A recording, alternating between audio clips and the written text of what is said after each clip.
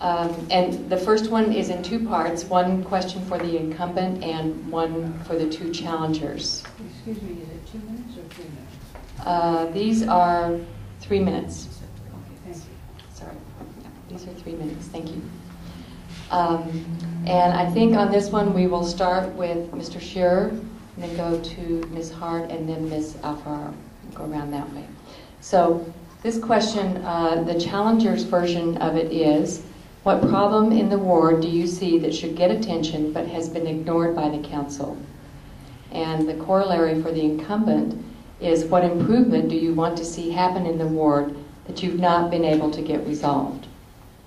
If you need me to repeat this when your turn comes around, let me know. Mr. Shearer? I can stand up and yell. I got 2 kids. It's no problem.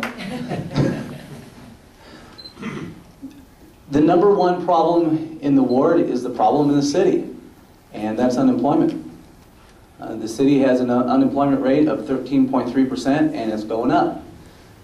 How do you solve that problem? Because what good does it to state a problem if you don't have a solution?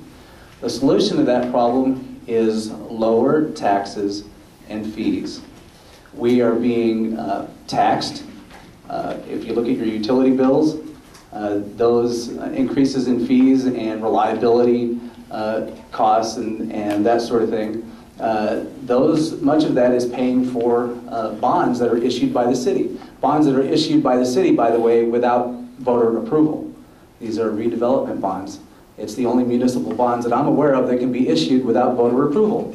You guys like being taxed into the next 2 or 3 decades without being able to approve it? I don't. I don't think my kids are going to like it much either, if they even choose to stay here. There are other places that do not tax the way California does and the way Riverside does. There are states like Texas, who does not tax and does not have an aggressive redevelopment agency. The highest unemployment rate that I know of in Texas, of a major city, is Dallas-Fort Worth, which is 6.9%. Wyoming does not tax, does not have an income tax, and does not have aggressive redevelopment. There, for instance, Laramie, Wyoming, I believe their unemployment rate is around 4%. The state unemployment rate is at about 4% the last time I checked. It can be done, but we in Riverside have to lead the way. We are being oppressed by Sacramento. We are being driven into the ground by Sacramento. There's a reason that Prop 1A and all the following propositions are losing right now in the polls. They're losing because people are sick of being taxed. They are losing because people are sick of being told by the government what they are supposed to do with their money.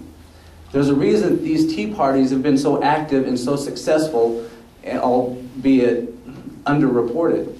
There's a reason they've been so successful. It's because people have had enough of giving government money and seeing no real returns. If we want to change that in Riverside, we need to buck up, and we need to starve the city government. The city government says that it's been reported by many of the incumbents who are running that we have a $45 million surplus. Right? So we have a $45 million surplus, but we're asking for money for things like, one of the questions will be coming up, the Aquacade. We're, what, $3 million short on that. We don't have money to get many of these other projects done. Well, we could if we maybe spent some of the taxpayer money. Where'd that $45 million come from? Us. It's pretty difficult to run a government without money. I think that we would be considered a very poor council if we did not have a surplus in an emergency. You wouldn't not have a savings account, because you know emergencies come up. In the midst of emergencies maybe coming up, you still have to pay your bills, you still have to buy a car, you still have to get your house paid for and send your kids to school, and so on and so on. And so to run a city without a surplus and just spend it down to nothing If you know, there's quite a few cities in the state of California that have done just that. And they are laying off tons and tons of people. Yes, we have a 13% unemployment rate, but we also have 87% of our people working. And so if you either look at the glass half empty or you look at the glass half full.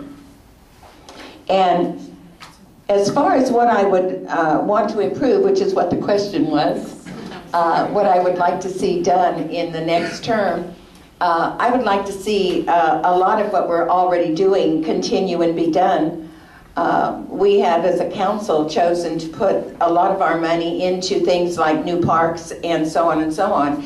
And if you have been out at the new openings for the new parks, they are fabulous. And I remember when my children were playing ball and the field was full of gopher holes and so on and so on. And when we moved in, the developer had built the houses and gave the land for the field, but never did develop it. And so we now have a place for our football teams to play. We now have a place for our soccer teams to play. Even girls softball and so on have fields now to play in, and the fields are coming more and more. And as we grow as a city, that is one of the legacies that we will leave our children for the money, yes, that we have spent. But in the meantime, between now and the time those bonds get paid off, we will have given 30 years of children's activities to them and our grandchildren to play on. So it isn't that it got wasted. We didn't tax somebody and waste it. We taxed it and put it in to usable entities and usable products and usable buildings. And so it's not as if we threw the money away. We put it to good use. And your streets are getting fixed and so on. I would like to see the city using a little more common sense when it comes to the Renaissance program. We have the whole city of Riverside torn apart because we're celebrating an open park or something else at one end or the other. And what's happened to the quality of life meanwhile? We're all looking at this city that is not so attractive anymore as it was back when we were younger. And it's all supposed to be a good thing. Well, I don't think any of us feels very good when we're driving around here and seeing our streets all torn apart.